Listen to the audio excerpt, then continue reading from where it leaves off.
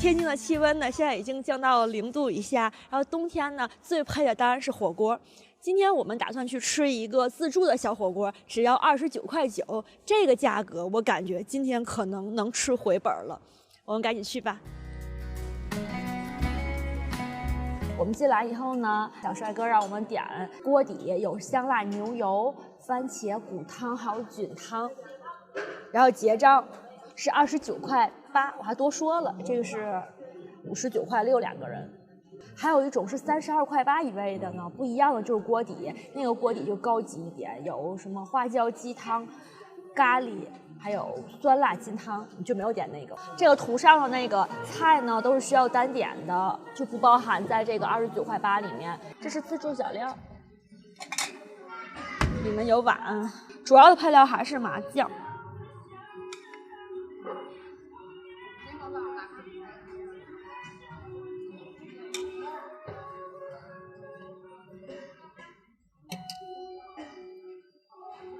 现在那个我的番茄底料呢，水呢已经咕嘟咕嘟开了，终于可以吃了。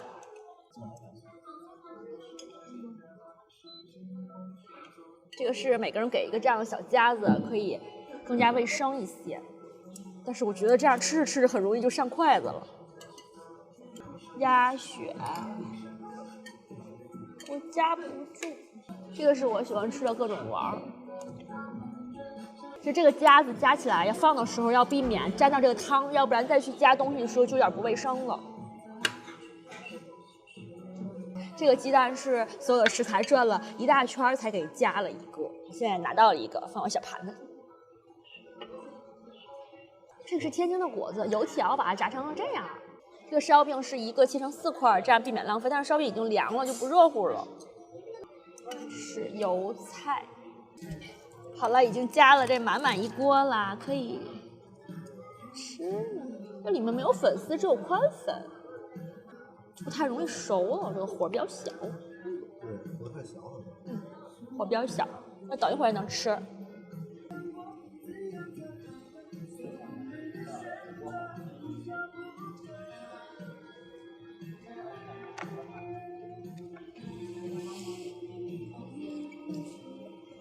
这个火就是比较慢，那服务员服务还是可以的，会来回转问每个顾客要不要加汤，但是我这个不要加了。我刚吃了一口。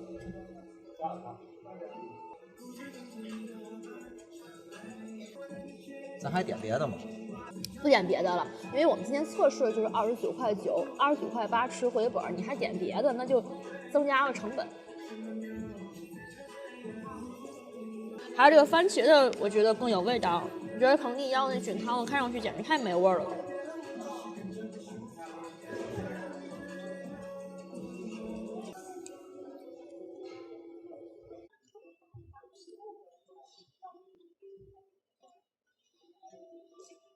它这个菜补的还是比较快的，我刚才看到我的烧饼拿走了，然后很快就补上了。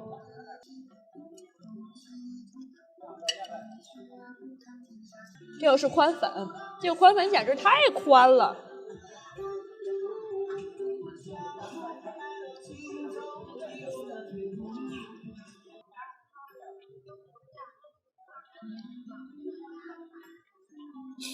生菜我刚才第一波下的基本都已经熟了，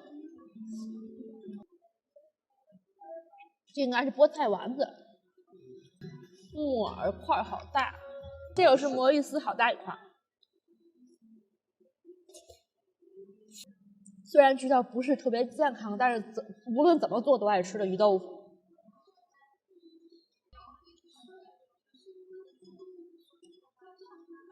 这个面彭丽要了一个，简直是太无语了，是越煮越多。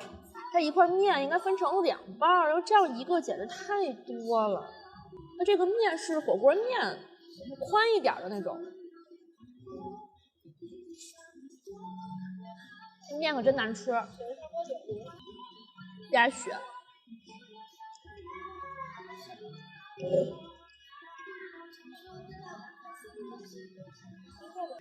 这个面一给我，简直是在我吃回本的路上挡了一刀啊！太多了。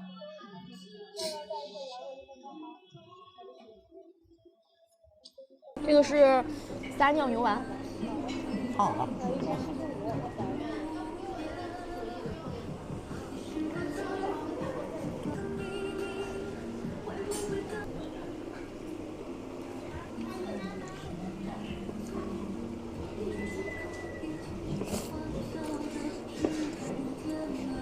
为什么怎么吃都是麻辣烫的感觉？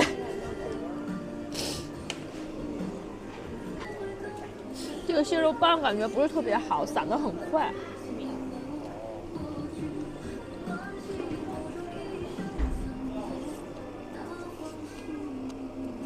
每个台子上面都有这样的简易的餐巾纸。这边发现了一个肉类的培根。但是我刚才已经在这吃了这么久了，转了这么多圈，才看见一个小碗里放了一片儿，是盛点料，吃点料啊！还加了一片萝卜，我从来都没有吃过这种火锅或者麻辣烫里面的萝卜。关东煮里面的萝卜吃过，把鸡蛋也打里。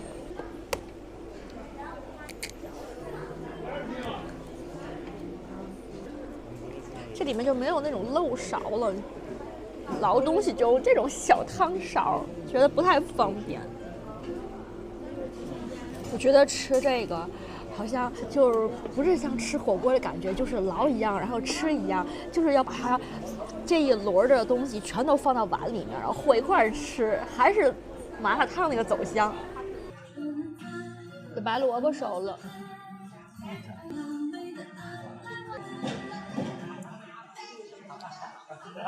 没熟，没熟。这我吃了第二轮，煮了第二轮，我觉得还是把刚才的东西再重新吃一遍。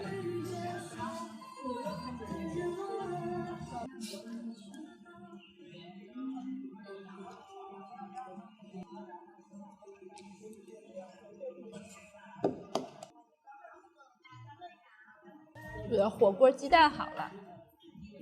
鸡蛋这样吃是很入味的，那个麻酱调料的味道全部都融进鸡蛋里面了。看着不好看，但是很好吃。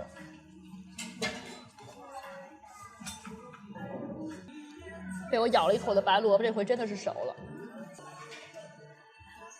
还需要加点汤吗？嗯。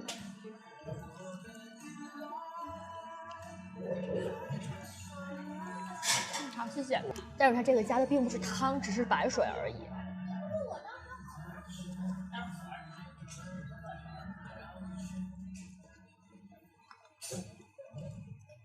这样吃白萝卜还挺好吃的。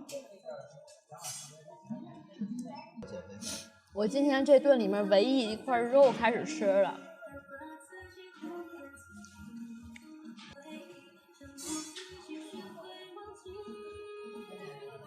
这个是培根肉吗？吃着感觉也像是那种面呢。还有这样的小零食可以吃，但是只有这一种。我现在已经吃的差不多了。我刚才看了一下，这个菜单上写的是自助的时间长不能超过90分钟，然后我觉得实在是非常富裕。